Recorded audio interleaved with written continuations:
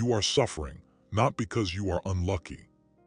You are suffering because you are harmless. Look at yourself in the mirror, truly look. What do you see? Do you see a man capable of terrible things who chooses to be good? Or do you see a man who is good because he has no other choice? There is a difference, a massive difference. The rabbit is innocent, not because it is moral, but because it is weak. The lion has the capacity to kill, but chooses when to strike. That choice is the definition of power. And right now, you have no power. You give too much, you speak too soon. You crave validation like a starving dog, begging for scraps at the master's table. You answer texts instantly, while they make you wait for hours. You apologize when you have done nothing wrong. You fill the silence because you are terrified of the tension. You think your kindness is a virtue. You think if you just sacrifice a little more, if you just work a little harder, they will finally love you. They will finally respect you. You are a fool. You are operating on a software that was programmed to make you a servant, not a king. Kindness without the capacity for violence is not kindness. It is cowardice disguised as morality. In the eyes of the real world, in the eyes of history, you are prey. Welcome to the deep end. Today, we are going to dismantle the programming that has kept you small. We will drag your shadow into the light. We kill the boy today, so the sovereign can be born. Part 1. The Lie of Civility. We must begin by examining the lie you were told since birth. From the moment you could speak, your parents, your teachers, society itself, drilled a specific instruction into your mind. Be nice. Wait your turn. Share. Do not conflict. It sounds innocent, it sounds noble. But ask yourself, who benefits from this programming? The shepherd benefits when the sheep are docile. If you are quiet, you are easy to manage. If you are scared of conflict, you will never ask for a raise, you will never demand loyalty, you will never lead a revolution. While you were busy waiting your turn, the wolves were eating. While you were turning the other cheek, the conquerors were expanding their empires. This is the nature of the world. It is not a fairy tale. It is a biological competition for resources, status, and dominance. Niccolò Machiavelli, the man they warned you not to read, saw this with brutal clarity in 15th century Italy. He did not write for the common man. He wrote for the prince. He wrote for the one who wanted to rule. Machiavelli said, "A man who wishes to make a profession of goodness in everything must necessarily come to grief among so many who are not good." Read that again in your mind. Come to grief. This explains your pain.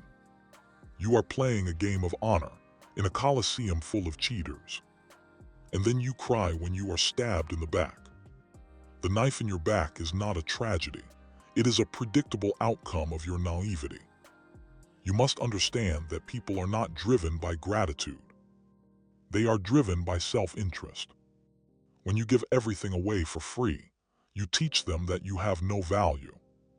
We do not respect the air we breathe, even though we need it to survive, because it is abundant, it is everywhere, it is free. But we respect gold. Why? Because it is rare, it is hard to extract, it is cold. Part 2. The Shadow of History. Let us look at the men who actually shaped the world.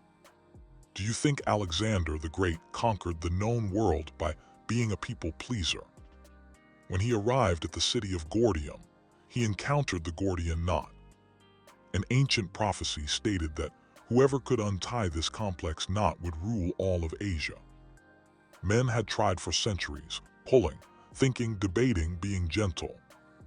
Alexander walked up to the knot. He looked at it.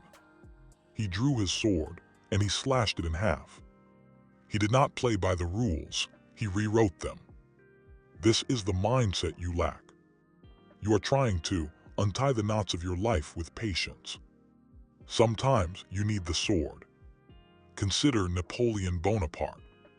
Before a battle, he did not run around checking if his soldiers were feeling happy. He was often silent, distant. He calculated. There is a famous account of his presence. He could freeze a room just by walking into it. Why? Because he held the power of life and death, and everyone knew it. He did not need to shout. A barking dog is not dangerous. A barking dog is scared. The wolf that watches you from the tree line, perfectly still, completely silent. That is the creature that will end you. To be dangerous, you must master the art of silence. But you are noise. You broadcast your every thought. You tell people your plans before you execute them. You tell people your insecurities hoping for comfort. Every time you speak, you give away leverage. Robert Greene, the modern scribe of power, wrote the 48 Laws of Power. Law number 4 states, always say less than necessary. Powerful people impress and intimidate by saying less. The more you say, the more common you appear, and the less in control. When you speak, you limit the imagination of the listener, you become defined. When you are silent, you are infinite, you are a projection screen for their fears. If you do not tell them what you are thinking, they assume you are thinking something brilliant or something dangerous. Either way, they respect you. Part 3, the psychology of the void. Now we must go deeper into the psychology of the mind. Why are you so afraid to be cold? Why does the thought of people disliking you make your stomach churn? It is because you have not integrated your shadow. Carl Jung, the Swiss psychiatrist, spoke of the shadow self. This is the dark side of your psyche, your aggression, your capacity for selfishness, your lust for power. Society told you to repress this, to hide it. But Jung warned us, he said, no tree can grow to heaven unless its roots reach down to hell. If you cannot touch your own darkness, you cannot stand in the light. A man who is incapable of saying no represents no value when he says yes.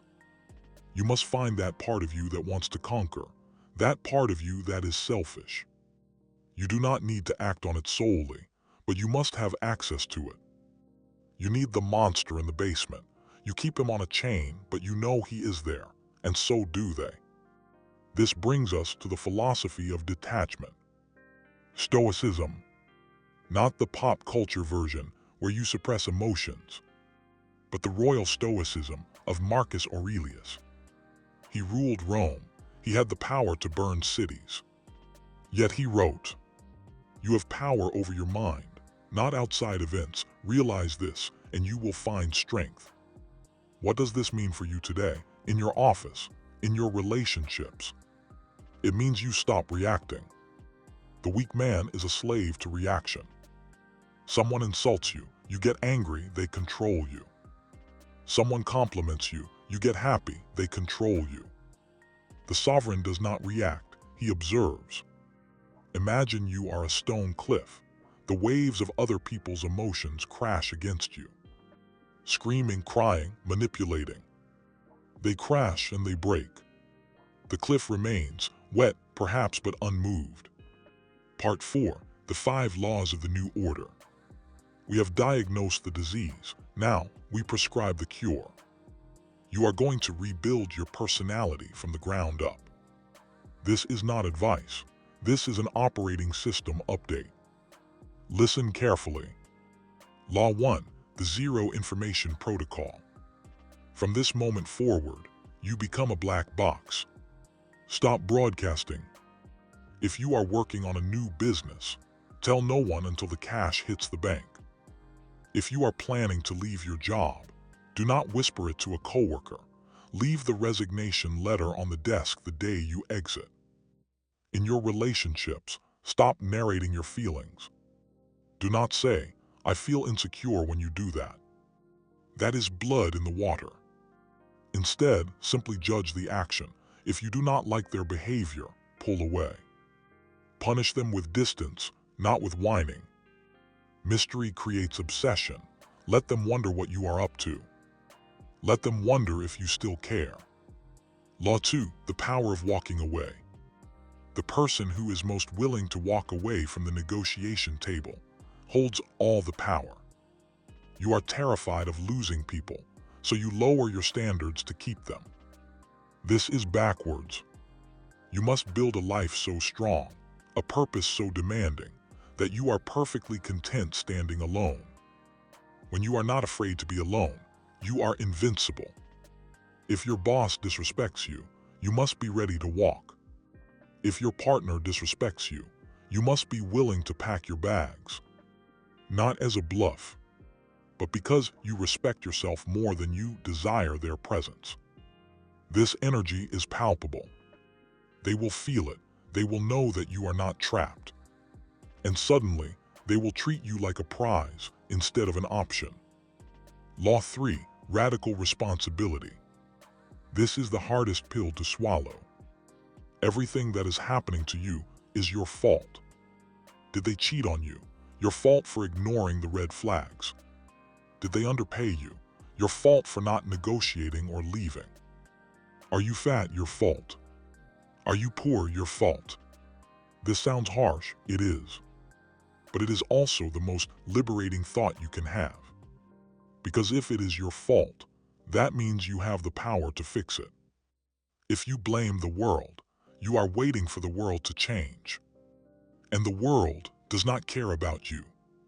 Albert Camus, the absurdist philosopher, spoke of the indifference of the universe. The stars do not care if you die. The mountains do not cry for your failures. It is all on you. Stop looking for a savior. Look in the mirror. There is no one else coming. Law 4, controlled ruthlessness. There is a time for diplomacy, and there is a time for war. You must learn to switch modes instantly. Most men are passive-aggressive. They drop hints. They act cold. No, that is weak. When someone crosses a line, you do not need to scream. You need to be surgical. Look them in the eye, lower your voice, and state the boundary. If they cross it again, execute the consequence. Cut them off, fire them, leave them. No long explanations, no closure talks. The guillotine does not explain why it falls. Gravity does the work. Be like gravity, inevitable and consistent. Law 5, become competent. None of this psychology works if you are a loser. You cannot demand respect if you bring nothing to the table. The Machiavellian man backs up his silence with competence. You must get stronger physically. A man with a weak body signals a weak mind. You must get richer. Resources provide independence. You must get sharper. Read, learn skills, become undeniable. When you are undeniable, your silence is heavy. When you are useless, your silence is just empty. Build the king, and the kingdom will follow. Part 5, the final ascent. The path I am showing you is not easy. It is cold up here on the mountain. When you stop playing the nice guy, people will say you have changed. Good. They will say you are arrogant. Good. They will try to guilt trip you back into your cage. They will say, you used to be so sweet. Do not listen. That is the sound of parasites panicking because the host is waking up. You will lose friends. The friends who only liked you because you were a doormat, they will vanish. Let them go. You are shedding dead skin. You are making room for warriors, not victims. This transformation requires a daily commitment to the void. Every morning, remind yourself that you owe nothing to anyone except your own potential. Your potential is the only God you need to serve. Imagine your future self. 10 years from now. He is walking through a storm. He is unbothered. He is respected. He is feared. He is effective. He looks back at you right now. He is waiting for you to make the decision. The decision to stop being a child. The decision to pick up the sword. Are you ready to be hated in exchange for being respected? Are you ready to be lonely so that you may be strong? The world belongs to the ruthless. The world belongs to the silent. The world belongs to those who have conquered the need for applause. Go out there. Say nothing. Do everything. And if they ask why you have changed, just look at them, pause, and walk away. This is the only lesson that matters. Power is not given. Power is taken. Subscribe to this channel if you are ready to join the few. If you are ready to leave the herd behind. We do not offer comfort here. We offer the truth. And the truth has sharp edges. Class dismissed.